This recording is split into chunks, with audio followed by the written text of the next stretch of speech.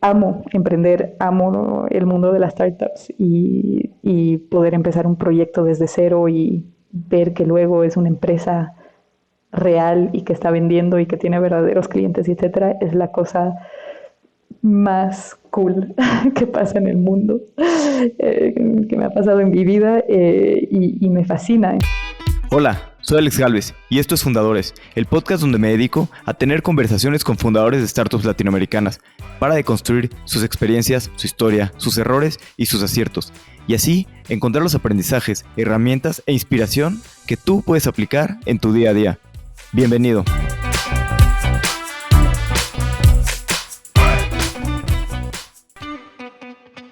Hoy estoy con Angie Ursic, cofundadora de Yema, un supermercado que vende productos saludables y responsables con el medio ambiente. Hablamos de su paso por un fondo en Bolivia, el que le daban bastantes libertades y responsabilidades a pesar de ser muy joven. La creación de Gastronómica Internacional desde cero y luego su paso por Linio, donde siguió desarrollando sus habilidades como Project Manager. Nos platica del nacimiento de Yema, cómo es desarrollar un súper desde cero.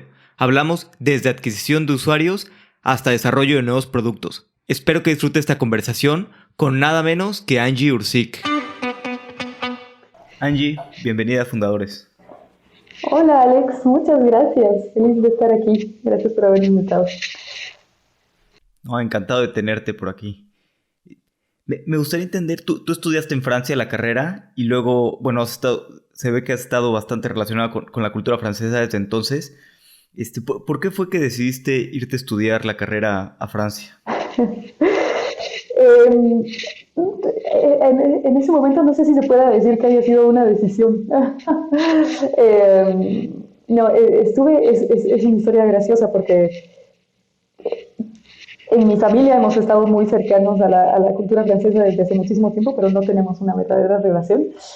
Mi mamá estudió cuando era muy chica un par de años en Francia y después cuando regresó a Bolivia y tuvo hijos y había que decidir en qué escuela ponerlos. Creo que el hecho de ponernos en el colegio francés a mis hermanos mayores y a mí fue una cosa completamente pragmática de que vivíamos cerca de la escuela, se veía bien, tenía buena reputación, pero en esas épocas era una escuela que ni siquiera pertenecía a la red de escuelas francesas. El gobierno francés tiene un sistema de liceos franceses en el extranjero que la pensaron sobre todo para hijos de diplomáticos y cuando estás allá adentro haces realmente exactamente el mismo cursas exactamente las mismas materias, etcétera, que los estudiantes franceses. En la época en la que nosotros empezamos a ir al colegio, hace muchísimo tiempo, ni siquiera era un colegio que formaba parte de esta red, etcétera. Y hoy le preguntas a mi mamá y te dice que si hubiera sabido que con eso nos íbamos a ir los 4 hijos a vivir a Francia, nunca nos hubiera puesto ahí. Creo que es broma, pero en todo caso sí, cuando yo cuando terminé la prepa, ya tenía el bachillerato francés, lo que te abre las puertas para ir a estudiar al sistema público francés, que es gratis y es obviamente un excelente nivel de educación. Y bueno, todos mis hermanos mayores ya habían pasado por Francia, todos habían sido muy felices allá, entonces sabía que era una excelente oportunidad, un buen momento para salirse de la casa de los padres y empezar a explorar el mundo. Entonces sí, me fui cuando tenía como 18 años y estuve viviendo primero 2 años en Toulouse, que es una hermosa ciudad en el sur de Francia, y después estuve otros 4 años y cacho en París. ¿Eres la más pequeña de tus hermanos? Sí, somos 4 y soy la menor. ¿Y cuando te fuiste ya tenías algunos hermanos estudiando por allá? Sí, de hecho, bueno, tenía un hermano que había pasado un par de años en Francia y se fue a Estados Unidos, entonces él ya no estaba. Una hermana que vivía en Toulouse, en la misma ciudad que yo, que ya había terminado los estudios, pero ya estaba ahí. Ahora sigue viviendo allí, está casada con 2 hijas, etcétera. Y tengo otro hermano que vivía en Montpellier, que es una ciudad muy cercana. Él seguía estudiando medicina, sigue estudiando medicina y toda su vida va a seguir estudiando medicina. Y sigue viviendo en Montpellier y también tiene un hijo allá. Sí, entiendo esto que te refieres de la cultura francesa. Me pasó a mí algo similar con Alemania. Yo estudié en el colegio alemán en México y sin ninguna razón aparente, la verdad, creo que a mi abuelo le daba clases en una universidad, le parecía que eran buenos, metió a sus hijos ahí y luego pues ellos metieron a sus hijos ahí. Entonces siempre he estado muy relacionado con la cultura alemana, pero pues sin ninguna razón. De hecho, ahorita estoy aquí en Alemania y estoy viendo cómo extender mi visita. Pues estoy viendo las visas y todo eso. Ay, ojalá se pueda. ¿En qué parte de Alemania estás? Estoy en Dortmund. Ah, no conozco, pero qué lindo. Y sobre todo ahora que empieza el calor.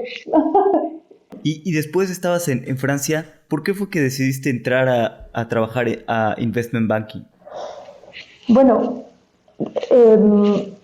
entré a una escuela de negocios que se llama HEC, París, y donde todos estaban obsesionados con el investment banking y el private equity. Era básicamente lo que tenías que hacer si querías ser cool.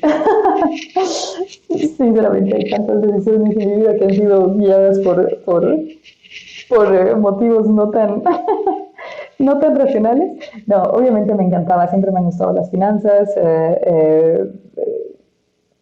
Sabía que era un ámbito bastante competitivo y que al mismo tiempo en un corto periodo de tiempo iba a aprender muchísimas cosas.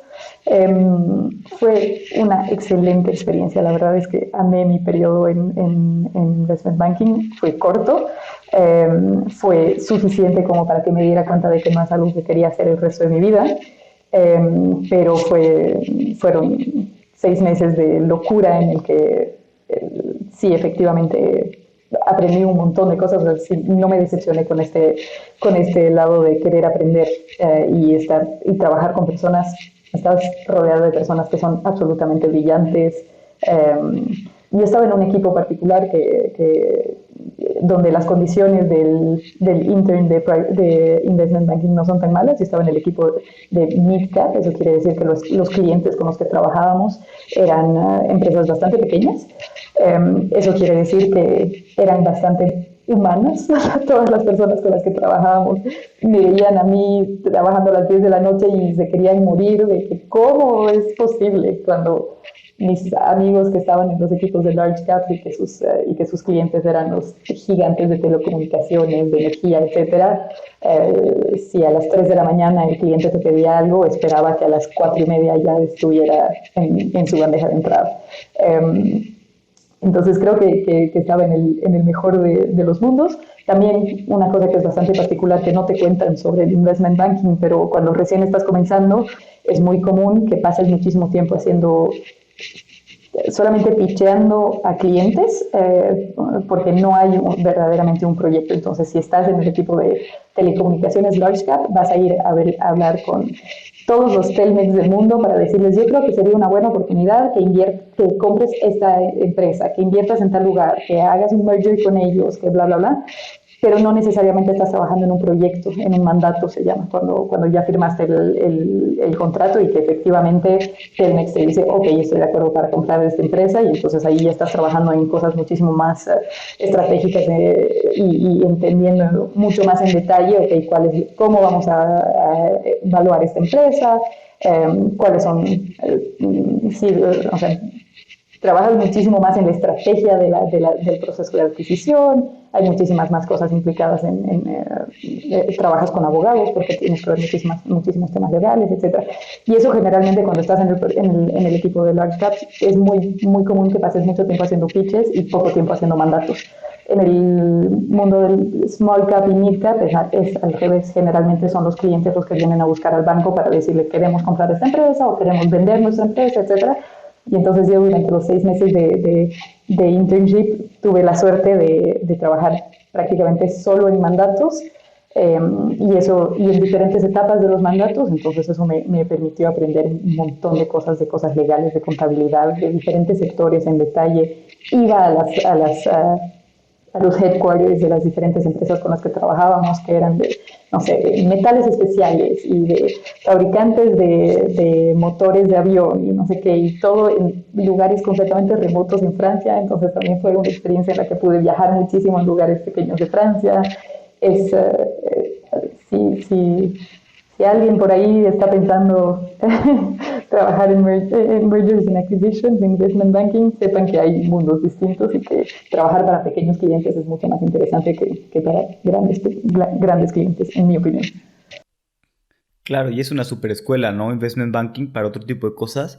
Pero lo que he escuchado, digo, nunca he trabajado ahí, es que también a veces el ambiente es un poco pesado, ¿no? En el lado de pues, un ambiente un poco machista, son muchos hombres y todo eso. Completamente. Y ese fue otro gran aprendizaje que aprecio muchísimo. Es todas las razones de por qué no quiero estar en ese mundo.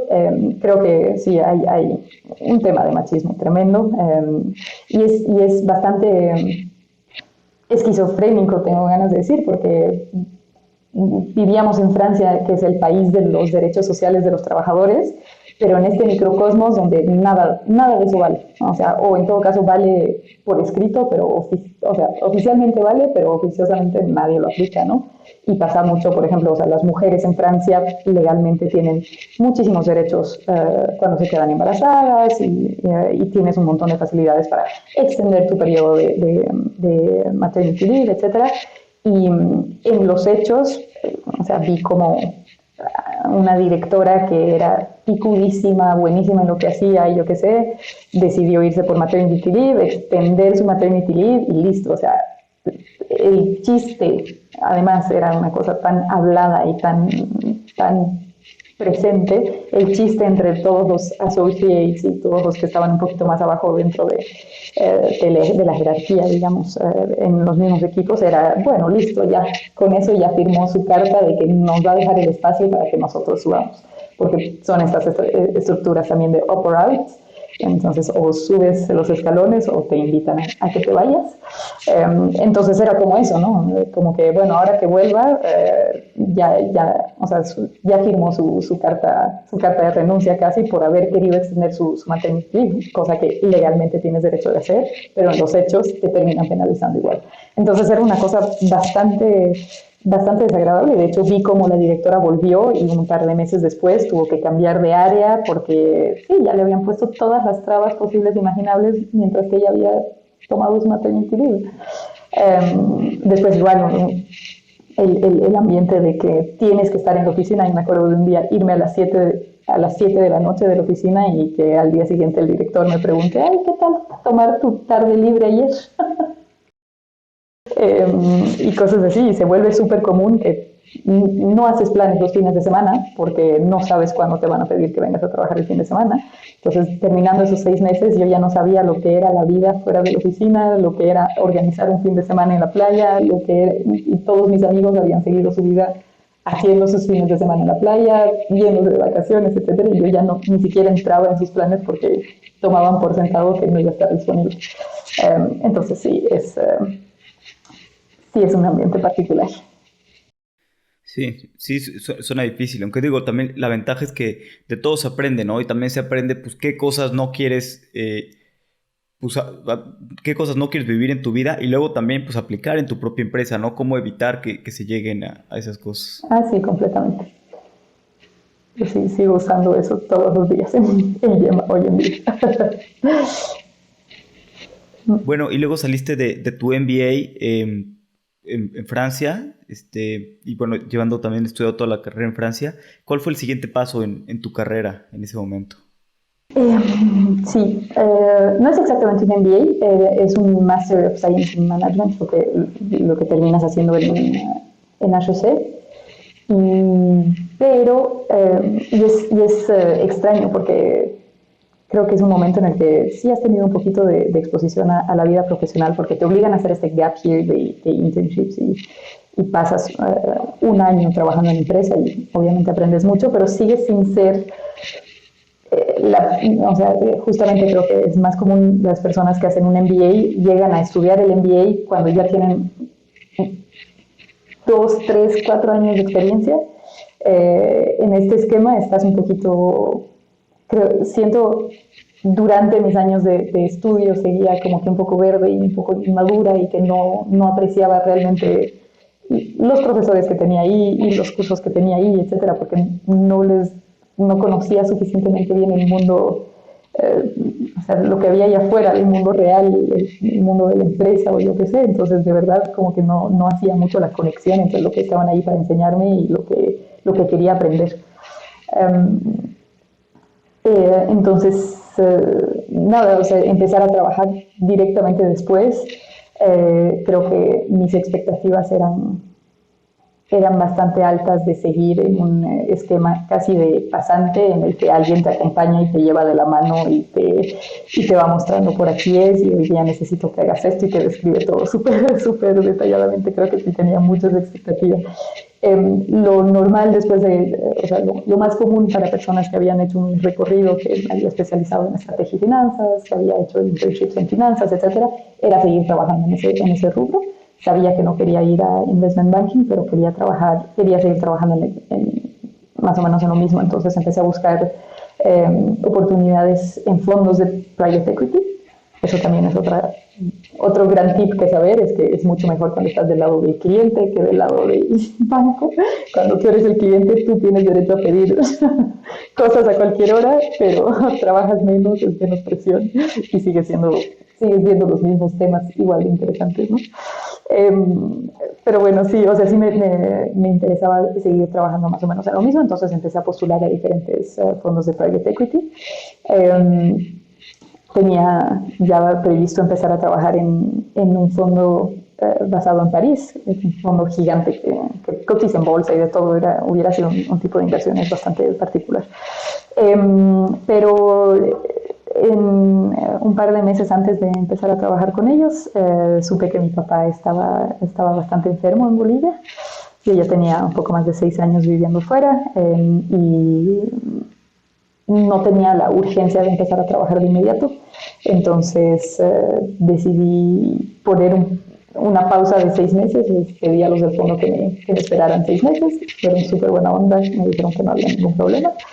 Y entonces decidí irme a Bolivia a pasar 6 meses con mi papá y mi mamá, bueno, con la familia. Llegando allá fue particular porque era la primera vez que volví a Bolivia después de tanto tiempo. Fue un momento en el que coincidió que muchos de mis amigos estaban ahí, entonces era un momento igual de reencuentro con todos mis amigos y a cada que podía, como sabía que no quería trabajar y mi objetivo era no hacer nada durante 6 meses, era como que mi sabático de 6 meses de descansar y solamente pasar buen tiempo. Sí, o sea, estaba pasando la bomba con mis amigos durante la noche y viendo a mi papá y pasando tiempo con mi papá durante el día. Y bastante rápido, como que obviamente ya estaba aburridísima de eso y de no estar haciendo nada más. Justo en ese momento estaba mi primo que tiene un fondo de venture capital en Miami y que invierte en diferentes lugares en Bolivia. Y justo pasé tiempo con él y me dijo, no puede ser que sigas con este ritmo. Empezá a trabajar, haz algo, y me convenció de empezar a trabajar con él. Y yo así de que no quería trabajar, mi objetivo no era trabajar, entonces, ok, pero voy a trabajar contigo 4 horas, el resto del tiempo no existo, no recibo mails, no tengo teléfono, no me contactes. Y empezamos a trabajar juntos y fue increíble, o sea, no solamente el fit que tuvimos entre los dos, pero también, o sea, el tipo de proyectos en los que me puse a trabajar. Primero empezó como que dándome un enfoque muy financiero en proyectos de inmobiliario en los que invertía en Bolivia, y era como la analista financiera que prepara los flujos, y etcétera. Y poco a poco empecé a tomar cada vez más temas y empecé a tener el rol de una verdadera analista financiera que ve muchos más aspectos del negocio que solamente flujos, etcétera, pero también, o sea, estaba metida en renegociaciones de contratos que la empresa había firmado y que no eran ventajosos. Para contarte todo el chisme, el proyecto, uno de los proyectos que manejaba en Bolivia es el Club Bolívar, que es el equipo de fútbol más grande de Bolivia, mejor equipo de Bolivia, hay que decirlo. Y nada, y de repente me puse a trabajar en renegociar contratos con jugadores. Y o sea, no sé si alguna vez has trabajado en un equipo de fútbol, pero los jugadores de fútbol o sea, es un universo paralelo, o sea, era muy, muy interesante. Después estaba súper involucrada igual en renegociar los derechos televisivos con la cadena principal, o sea, como si fueras hoy a Televisa a decirles, yo soy el América y he decidido que ya no quiero que pasen los partidos del América en Televisa, punto. Y como que eso es lo que tenía que hacer para decirles, a no ser que me empieces a pagar más, no vamos a estar ahí.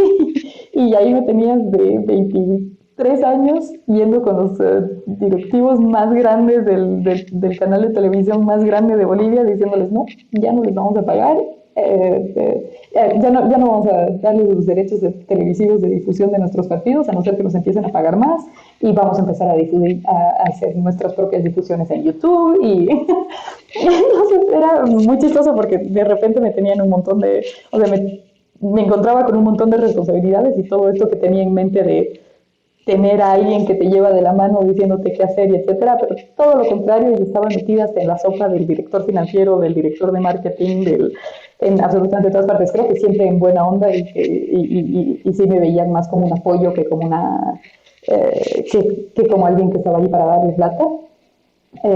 Pero sí fue una experiencia increíble. Y un par de meses después, pasaron, no sé, 3 o 4 meses y ya tenía que empezar a planear mi regreso a Francia. Y ahí la realidad es que mi papá seguía sin mejorar y las cosas iban súper bien en el trabajo. Entonces me propusieron quedarme en el fondo de Venture Capital, ahora sí viendo todas las inversiones, todo el portafolio y no solamente las inversiones de Bolivia. Igual una de las cosas que me tenían un poco mal era justamente seguir en Bolivia en un ambiente bastante difícil y bastante pesado todos los días. O sea, sí, estaba súper feliz de pasar tiempo con mi familia, pero también era un poquito pesado, nunca es fácil, ¿no? Entonces, como que lo que me propusieron era, bueno, te vas a Miami, estás basada en Miami, pero sigues viendo inversiones en Bolivia, empiezas a ver inversiones de otros países, etcétera, pero sigues yendo a Bolivia a cada que necesites ir a Bolivia porque seguía teniendo sentido por mi trabajo, ¿no? Entonces era como la oportunidad perfecta y la tomé y decidí ponerle una cruz a mi vida en Francia. Corté con el novio, solté el departamento, prácticamente todo cambió. Y eso, y después de haber pasado los 6 meses en Bolivia, me fui a instalar a Miami. Y desde Miami, ¿Y cómo fue un efectivamente. poquito Sí. tomar esta decisión? ¿Cuál es el debate en tu cabeza de pues, ya dejar todo Francia, así como lo dices, cortando con el novio, el departamento y todo? ¿Y cuál es el debate en tu cabeza? Eh, wow, fue una época tan confusa de tantas cosas pasando que no estoy segura. Creo que lo que más presente tenía era que, o sea, no estaba lista para estar al otro lado del mundo y que sabiendo que en cualquier momento iba a sonar mi teléfono y que iban a ser malas noticias y que iba a estar con jefes que no conocía y que no iba, o sea, que no iba a tener las facilidades para regresar a Bolivia cuando no sé, estaba apanicada con lo que iba a pasar con mi papá. Creo que ese era mi principal, lo que más pesaba en todo mi proceso de decisión. Y después, no sé si llegaba a medir el tamaño o sea, sí, el peso de la decisión de dejar todo en Francia. Yo creo que en el fondo pensaba que era solamente retrasar un poco mi regreso. Eh, o en todo caso, no, tal vez si me estaba tapando un poco los ojos sobre el hecho de que sí, ya era definitivo. Creo que con el novio de todas maneras las cosas no iban tan bien, o sea que eso no fue lo más difícil. Eh, pero sí, o sea, también, bueno, hay que decirlo, ¿no? Mi primo me conocía súper bien y sabía perfectamente bien por dónde venderme la idea, ¿no? Pero efectivamente, o sea, sí, me decía, esto te permite, porque en Bolivia tampoco es que tengas 150 opciones para tener un desarrollo profesional increíble en investment banking o venture capital o private equity, era inexistente, ¿no? Entonces me dice, ¿en qué otra ¿En qué otro mundo te podría pasar que en Bolivia tengas la oportunidad de seguir desarrollándote e incluso tener más responsabilidades de las que tendrías si fueras un analista en un fondo de private equity gigante en Francia? Y al mismo tiempo seguir con tu familia y que no sea un sacrificio justamente para tu carrera. No tienes que dejar de lado tu carrera.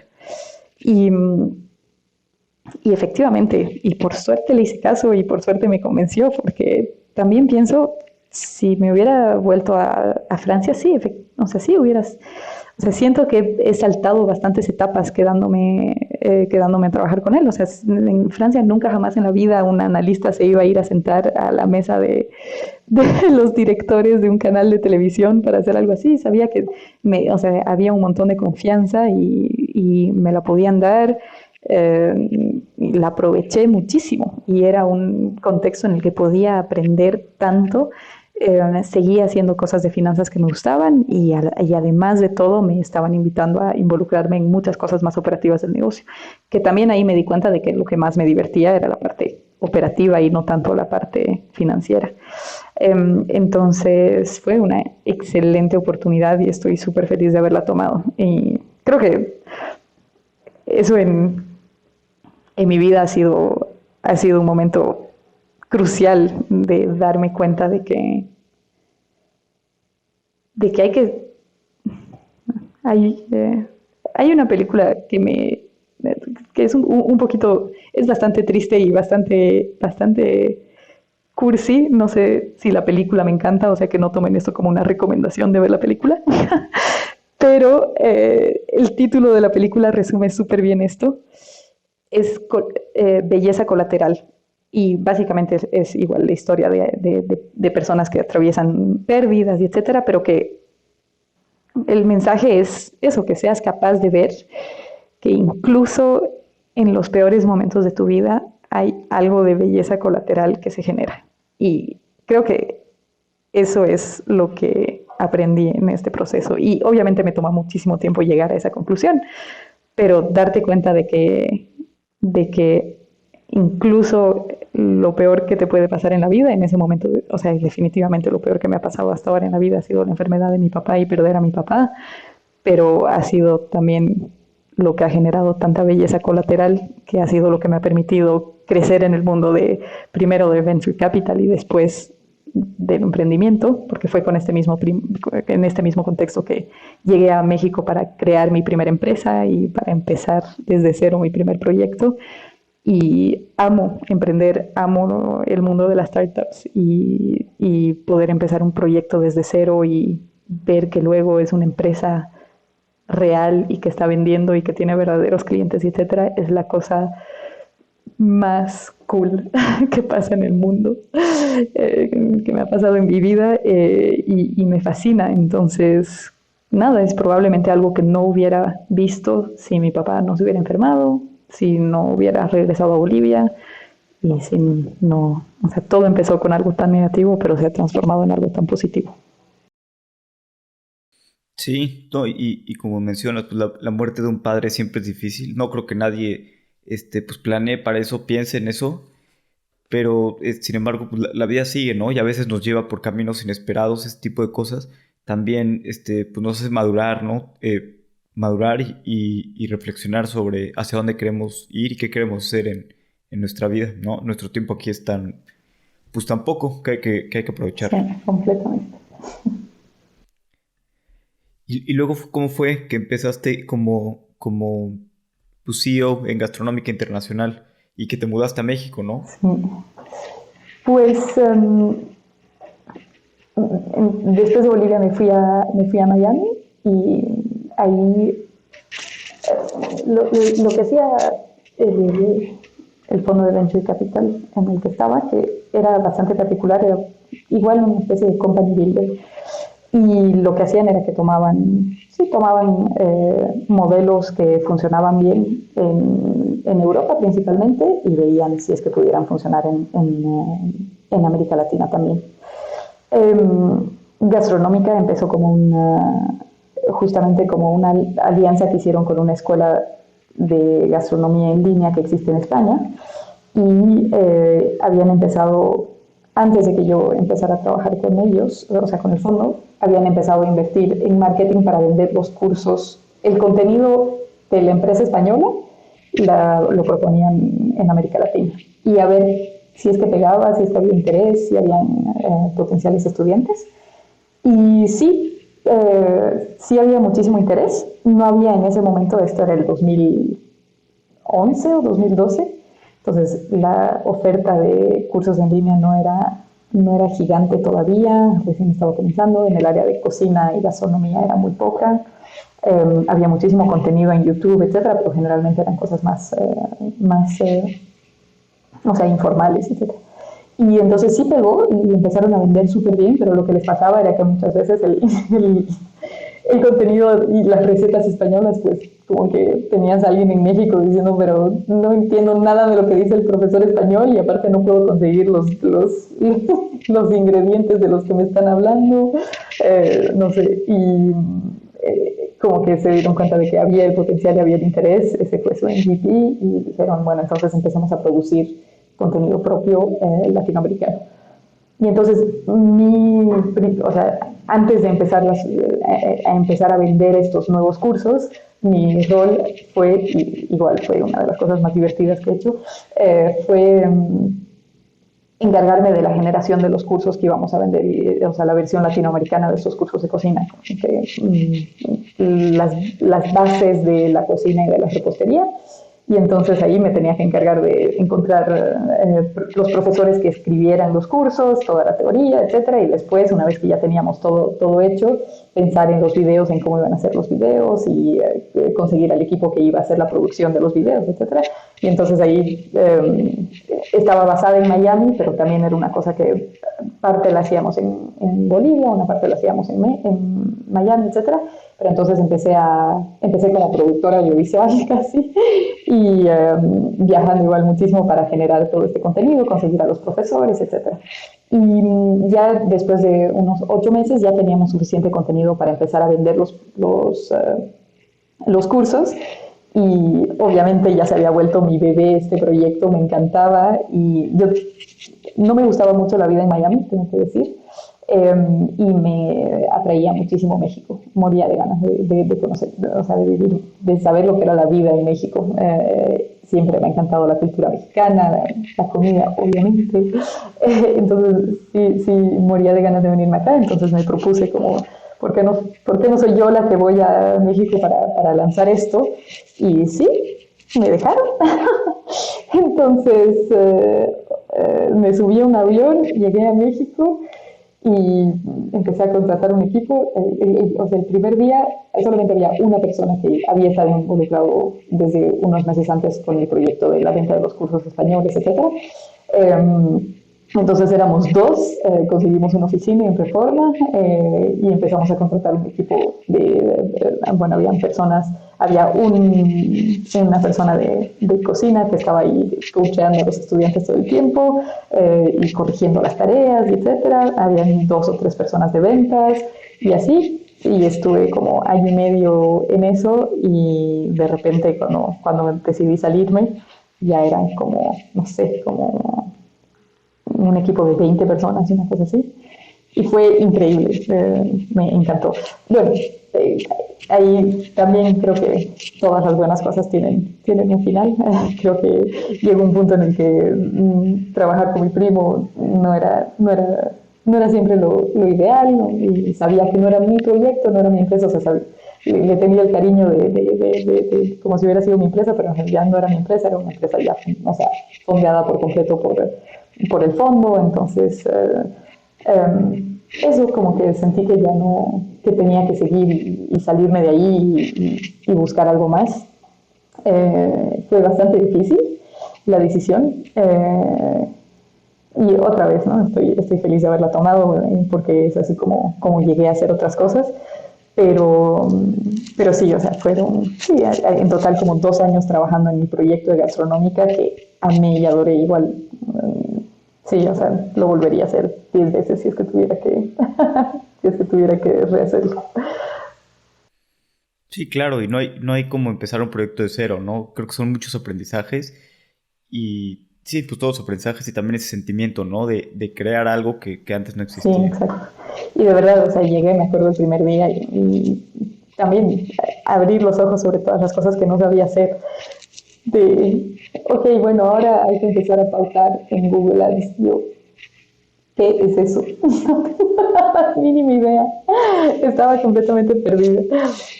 También fue la primera vez que trabajé con desarrolladores que trabajaban en el sistema donde, o sea, obviamente donde podías ver los cursos y después inscribirte, etcétera.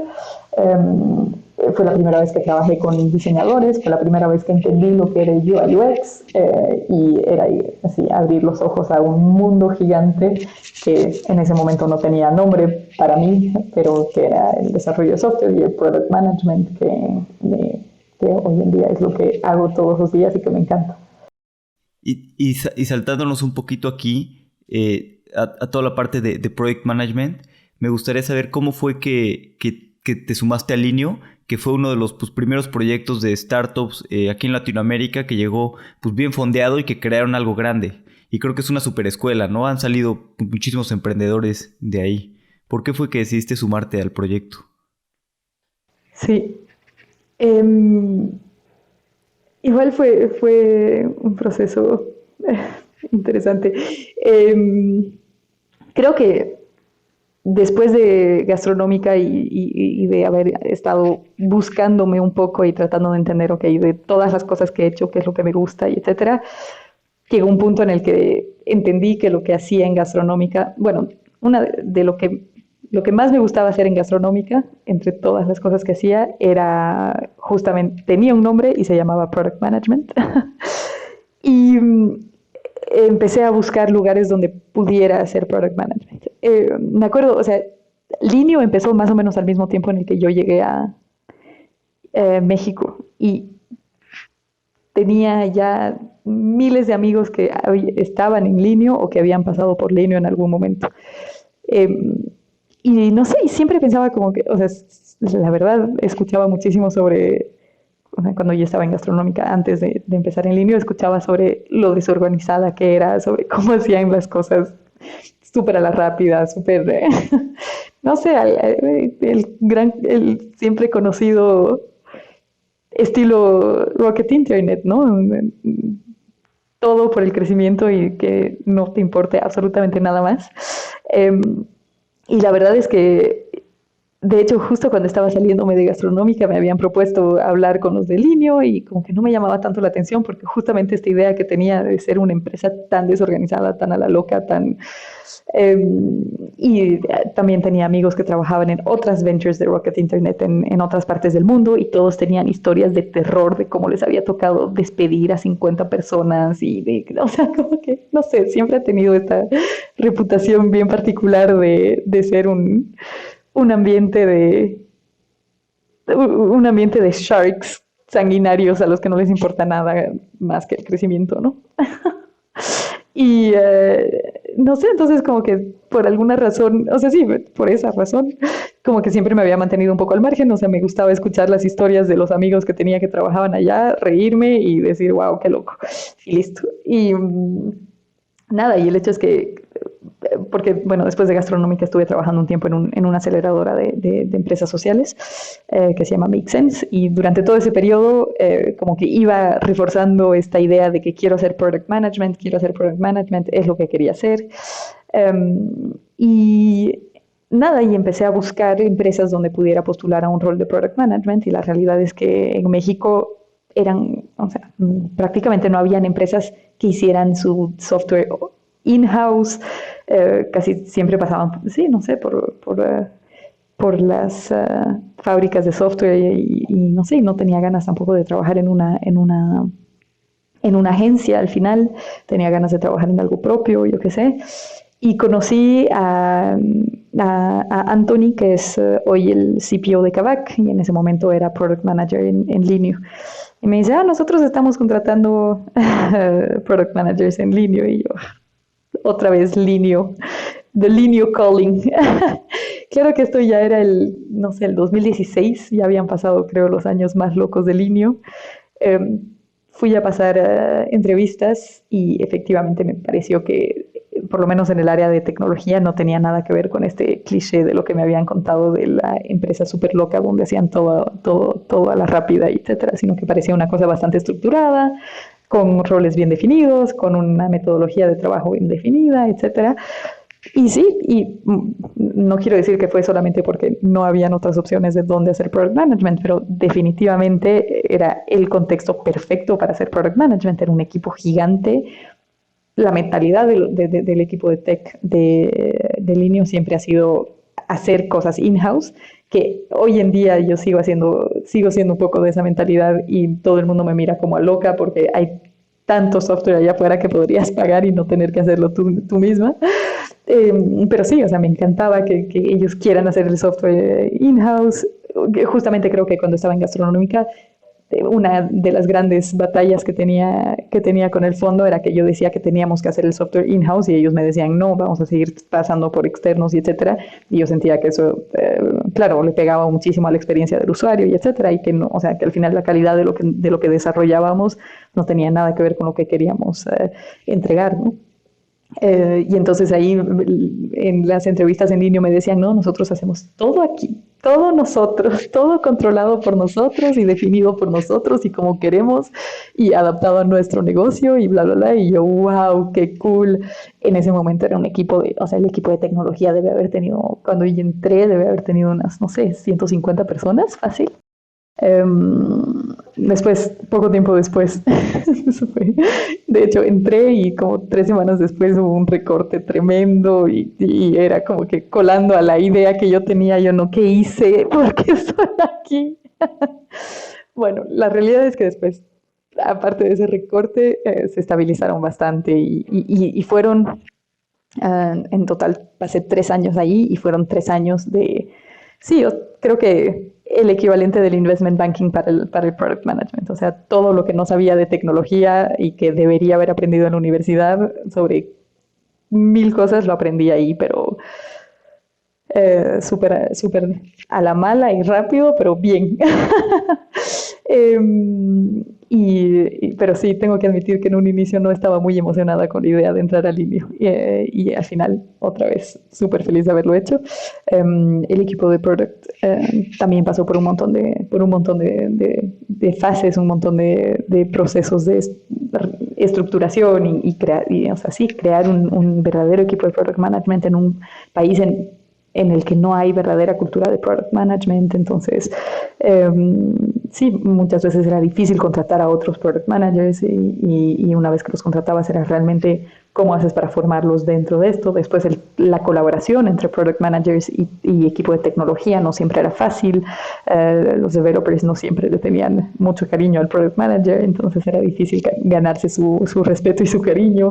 Trabajar con el equipo de stakeholders al que no le interesaba la tecnología y que no necesariamente quería entender por qué íbamos a tardar tanto, yo qué sé. Estábamos como que todo el tiempo, sí, la parte un poco ingrata del product manager, donde te peleas con los de negocios para defender a los developers y los developers estiman que no haces lo suficiente para frenar a los de negocios, entonces eres el malo de los dos lados, ¿no?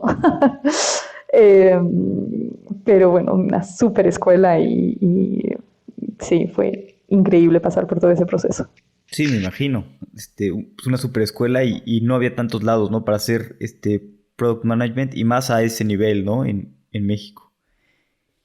Y luego, ¿cómo fue que decidieron crear Yema? ¿Y por qué decidieron? Pues, ¿por qué te uniste a tus cofundadores? ¿Por qué este grupo y por qué Yema?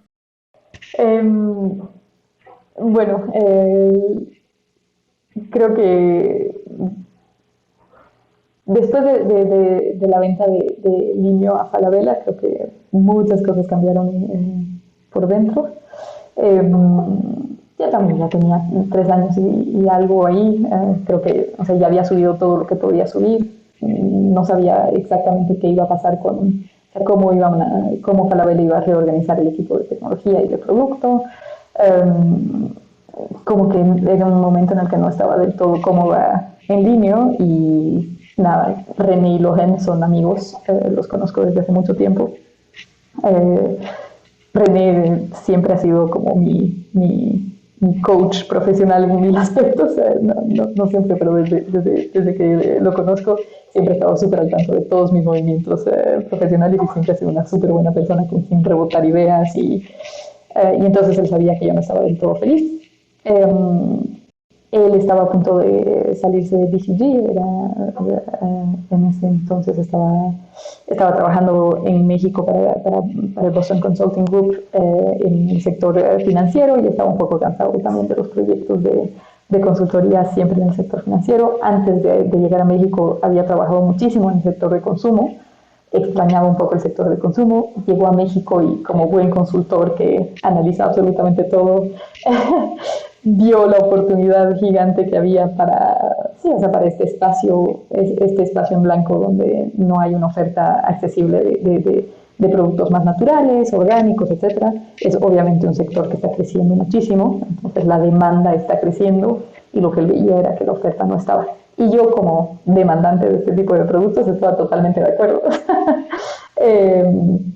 Yo sí sufría bastante cada que quería, no sé, eso también creo que era uno de los impactos de mi vida en Francia y mi vida en Bolivia, ¿no? Pero estaba tan acostumbrada a comer comida súper natural por razones completamente distintas, pero en Bolivia, o sea, las cosas están cambiando, pero mientras yo crecía no existía nada que no fuera 100% orgánico, no había manera, no había agricultura intensiva, todo era lleno de sabor, lleno de vitaminas, lleno de naturalidad, absolutamente delicioso. Cuando llegué a Francia fue el primer shock de, ok, ahora eres estudiante, no vas a comer esto, porque es carísimo. Pero poco a poco vi cómo se fue transformando la industria y cómo, por subvenciones del gobierno, por iniciativas de empresas un poco distintas, el empuje de los mismos consumidores, etcétera, empezó a crecer el mundo del orgánico y el natural, pero a una velocidad increíble. Y entre el momento en el que llegué a Francia, a 6 años después cuando me fui, la oferta, o sea, si mi primer año comer comprar un cereal orgánico en vez del cereal normal era, no sé, 50% más caro, cuando me fui era a lo mucho 5% más caro, una cosa así, y ya no estaba solamente en lugares muy específicos, sino que de repente había en todas partes, en todas las cadenas, habían ofertas naturales y orgánicas a precios accesibles de muy buena calidad.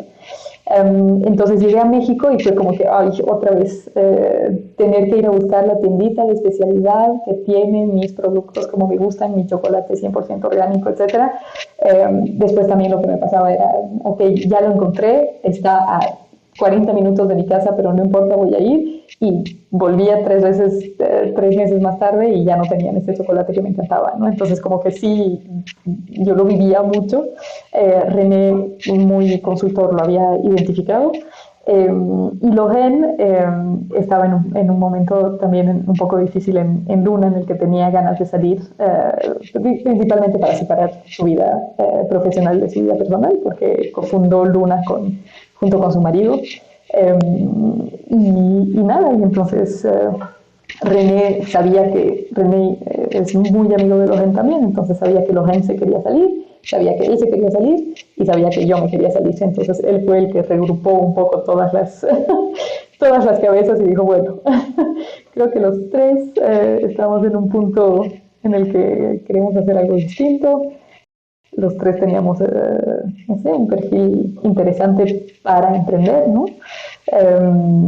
René tal vez es el que menos experiencia de emprendimiento había tenido, pero le fascinaba y tenía muchas ganas de salirse del mundo de la consultoría y sobre todo conocía perfectamente bien el mundo del consumo, ¿no?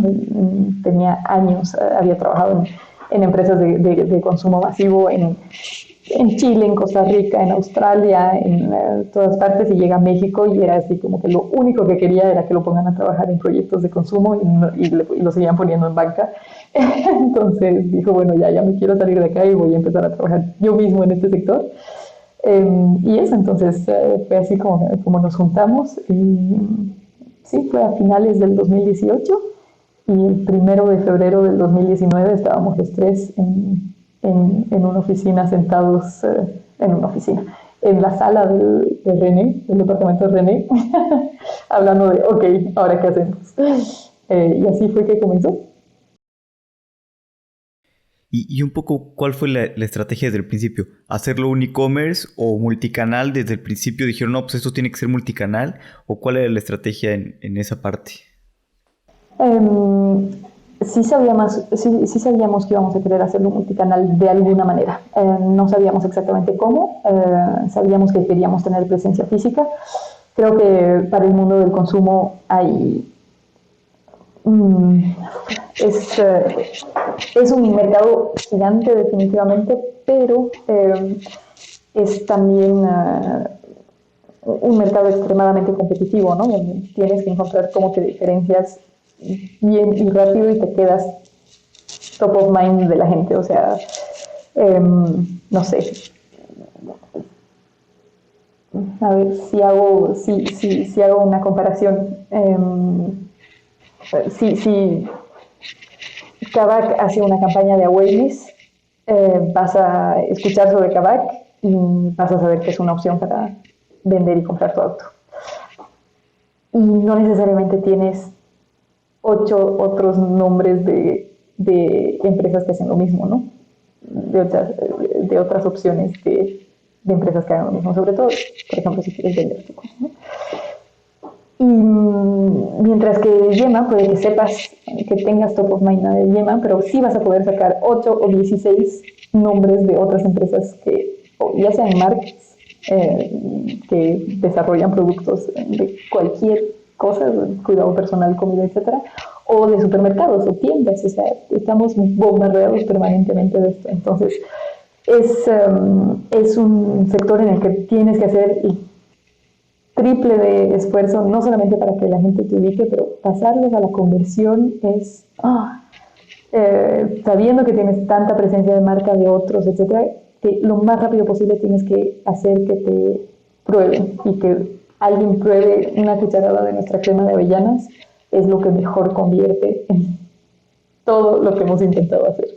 Y sabemos que nuestros productos son buenísimos, son convincentes, pero no te vamos a... O sea, hasta ahorita Facebook no ha sacado el ad que te permite darle una probada a la crema de avellanas, ¿no? Entonces, lo único que te queda por hacer es estar en las calles, estar afuera, estar en el mundo físico y acercarte a los clientes con una galleta o con un chip o con lo que sea para que prueben lo que quieres que prueben. Y entonces sabíamos que desde el día 1 era algo que íbamos a querer hacer. En Estados Unidos lo llaman el trial-advertising, es advertising con trial, es lo que pruebas. Y sí, desde el fin de semana en el que activamos la tienda en línea, también tuvimos presencia en físico en una feria que se llama La Lonja, que fue súper evento donde había un montón de gente pasando, era antes de COVID, entonces un montón de gente, todas las personas que pasaban por ahí probaban una galleta y ¡ay, qué bien! Y terminaban comprando algo. Es una feria, no sé si conozcas La Lonja, pero es un mercado más de artesanías, tienes muchísimas joyas, ropa, etcétera. Entonces nosotros éramos el único stand que tenía más una oferta de comida y cuidado personal. Y sí, de repente, o sea, teníamos filas de personas que estaban ahí para comprar nuestros mangos deshidratados, nuestras galletas, etcétera, y era eso, ¿no? Estábamos dando de probar los productos. Obviamente es el momento en el que hicimos adquisición de clientes que luego empezaron a comprar en línea. Y eso, y la verdad es que sí pensamos en abrir una tienda, creo que no lo teníamos tan claro desde el principio. Y sí, después de La Lonja empezamos a poner islas dentro de centros comerciales, uno en Plaza Satélite y otro en la Plaza Insurgentes. Y también nos funcionaba súper bien porque dábamos pruebas y la gente adoptaba, y hasta el día de hoy seguimos recibiendo pedidos de las personas que nos conocieron en esas islas. Eran formatos bastante pequeños, nada prácticos, nada óptimos logísticamente. Era una inversión definitivamente, pero que sí funcionó perfectamente bien, o sea, cumplió con lo que queríamos hacer. Entonces es ahí donde dijimos, ok, sí, definitivamente tenemos que tener tiendas. Y una gran ventaja en México es que sí, o sea, tener una tienda física tal vez no es... o sea, es relativamente barato comparado a otras cosas. Entonces, sí, tener presencia física nos da la posibilidad de tener nuestro logo en algún lugar por donde la gente pasa, pero también la posibilidad de darle de probar nuestros productos. Y es así, o sea, sí, debe ser el mes 3 o el mes 4 después de haber lanzado las operaciones que dijimos, ok, sí o sí tenemos que tener tiendas. Y empezamos con una pequeña tienda en la colonia Roma, justo al frente de Mog Bistro, que igual nos funcionaba súper bien porque Mog Bistro es delicioso y siempre tenía fila, entonces las personas que estaban haciendo fila o esperando su mesa venían a darse una vuelta por la tienda, probaban nuestros productos. Igual tenemos ahí una base de clientes muy fieles de los que esperaban en Mog Bistro. Y aparte de eso también tenemos... abrimos en agosto del 2020 una tienda en la colonia Escandón, en la avenida Nuevo León. Y sí, bueno, esa fue una historia un poco complicada porque tendríamos el plan original era abrirlo en abril del 2020 y obviamente en marzo pararon por completo la obra, etcétera. Entonces tuvimos que abrir muchísimo más tarde en un edificio de oficinas donde se suponía que teníamos que tener todo el tráfico de las personas que iban a las oficinas y ahora está completamente vacío. Entonces, sí, como a todos, ¿no? El COVID nos ha pegado de diferentes maneras, pero ahí está y sí, sigue siendo un súper lugar donde no solamente vendemos los productos que están en la tienda, pero además capturamos muchísimos nuevos clientes que nos conocen a través de esa tienda. Entonces sí tenemos en planes seguir abriendo más tiendas físicas, no de inmediato, pero sí lo esperamos muy pronto. Claro, y pues tú lo has dicho, bueno, lo escuché en algún lugar que lo dijiste, que rent is the new CAC, porque digo, el e-commerce podrá ser muy grande y todo, pero pues el canal tradicional sigue teniendo la mayor parte del comercio, ¿no? Y no hay mejor manera que prueben tu producto y que se animen, ¿no? A comprar. Sí. Y una pregunta con respecto al desarrollo de nuevos productos. Digo, no sé, pero me imagino que es bastante caro, ¿no? Desarrollar productos. ¿Cómo le hacen? ¿Exteriorizan una parte o lo desarrollan todo in-house? ¿O cómo hacen el desarrollo de nuevos productos? Sí,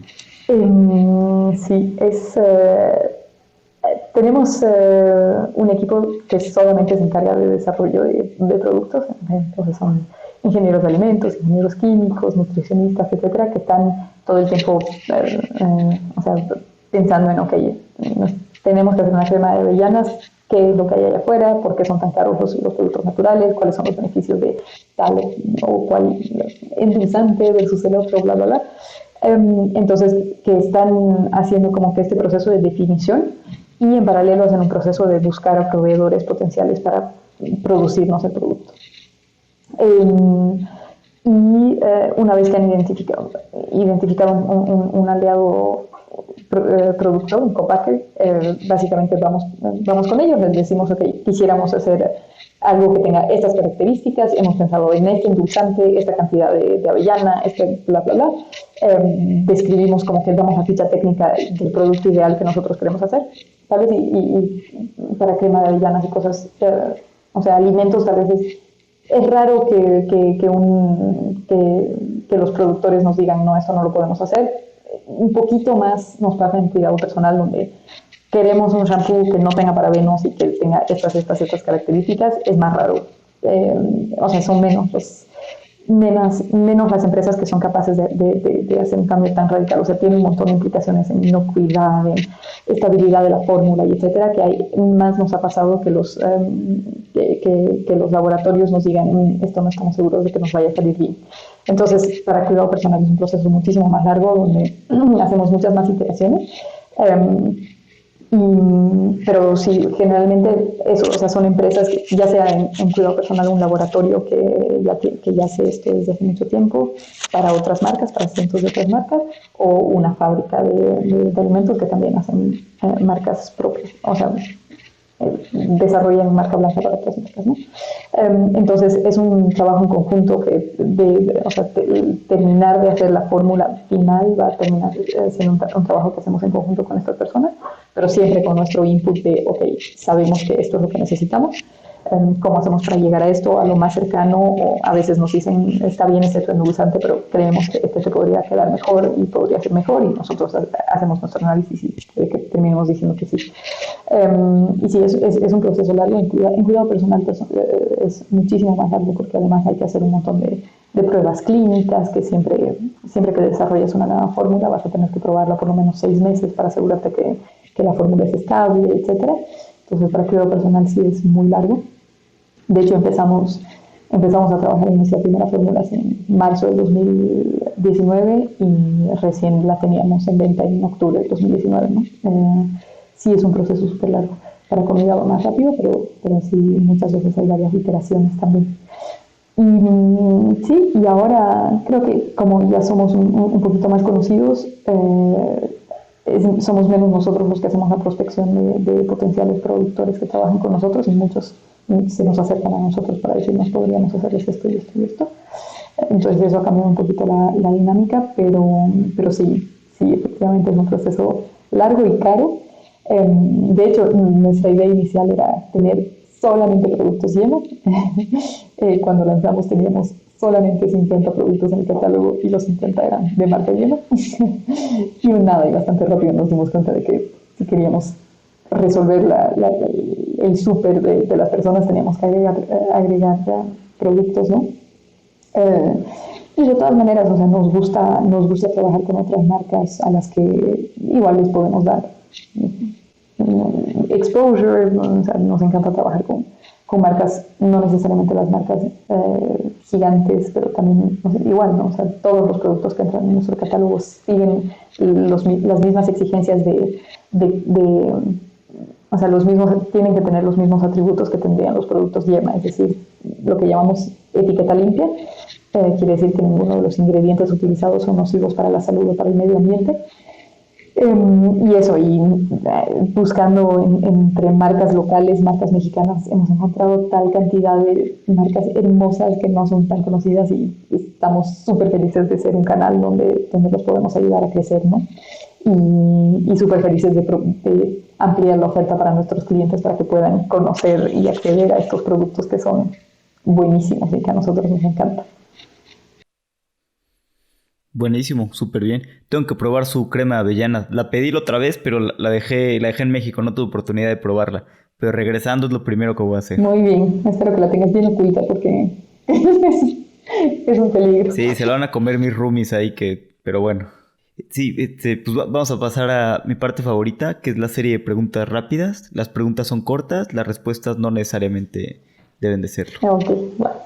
¿Cuál es el libro que más has recomendado?